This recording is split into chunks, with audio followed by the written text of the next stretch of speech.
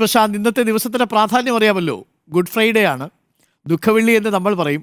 ജർമ്മനിയിലും അത് ദുഃഖവെള്ളിയാണ്.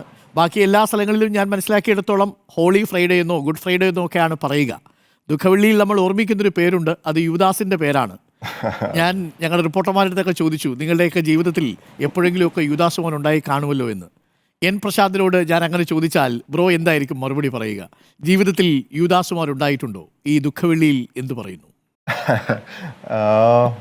എനിക്കറിയില്ല കേട്ടോ. ആൾക്കാരെ യൂദാസ് എന്നും ഓരോന്നൊക്കെ പറഞ്ഞ് മുദ്ര കുത്തുന്നത് ഓരോ സാഹചര്യങ്ങളിലും ഓരോരുത്തർ ഓരോന്നായി പോകുന്നതല്ലേ.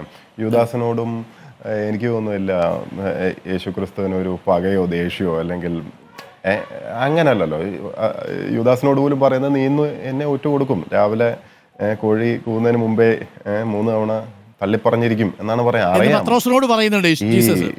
നമ്മൾ ബ്രാൻഡ് ചെയ്തിട്ടൊന്നും കാര്യമില്ല. People are like that.